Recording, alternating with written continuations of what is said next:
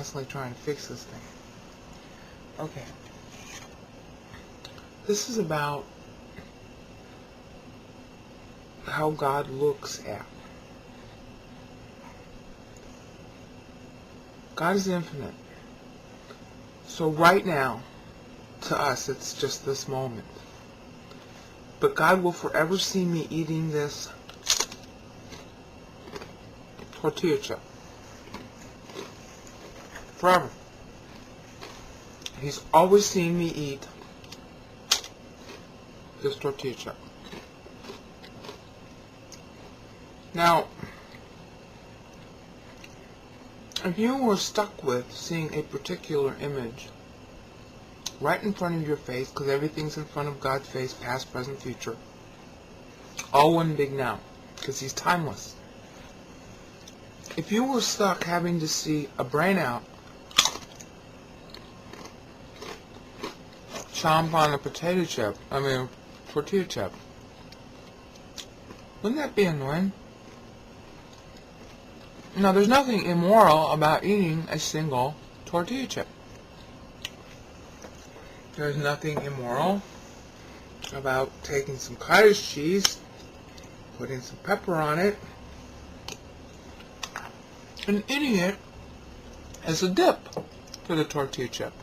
Because I'm crazy about cottage cheese. I always have been. There's nothing immoral about that. But yeah, couldn't call it fun to watch. What if you had to watch this video over and over and over and over again for thousands of years? You would be bored out of your mind. Now, by this simple illustration, I'm trying to show that what we Christians consider the issue between God and us, or God and mankind, is not at all what it really is. What it really is this huge dichotomy between God being infinite, and the nature of that infinity is that everything is one big now, past, present, future. Christ is still dying on the cross to omniscience. The payment of our sins is really important to understand, because you won't understand propitiation without it. Christ is always on the cross to omniscience. That suffering is forever in front of God's face. Every sin you've ever sinned is constantly in front of God's face. Every eating of a potato chip is constantly in front of God's face. King Saul, there's this scene in 2 Samuel, or 1 Samuel rather, where King Saul goes into a cave to go to the bathroom, take a dump. And they know about it in David's camp, so David sneaks in there and snips off part of King Saul's, what they call cloak, his robe, to prove that he was there and could have killed King Saul, but did not. That moment when David sneaks into the cave is always in front of omniscience. The moment of your death is in front of omniscience at all times. The moment of your birth is in front of omniscience at all times. Okay? So there's this gigantic dichotomy between the high quality, the infinite quality of God's righteousness, and the really puny stuff that's in front of His face. So if Christ's thinking wasn't constantly in front of His face also, it wouldn't be possibly acceptable. Now, Romans 6 through Romans 8 spends a lot of time on this.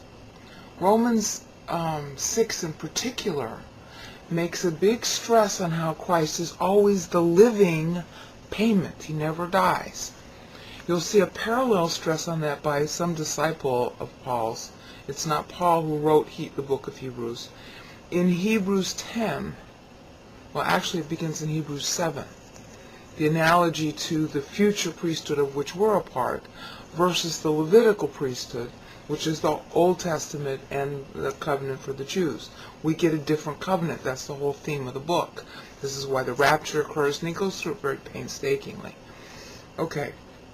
And he explains that the rapture, the rapture occurs because we have to be completed in order for the Old Testament to resume. That's in Hebrews 11:39 through 40, because that's the finish of the witness, because we're a trial witness in Hebrews 11. Okay, so the point is that all of this thinking, the bad and the good, the totally banal eating of potato chips,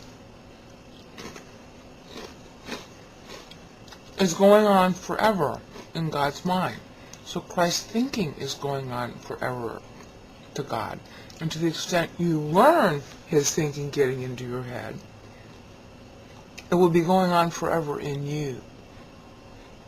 Now, that's why hell lasts forever, and that's why Christ's payment lasts forever.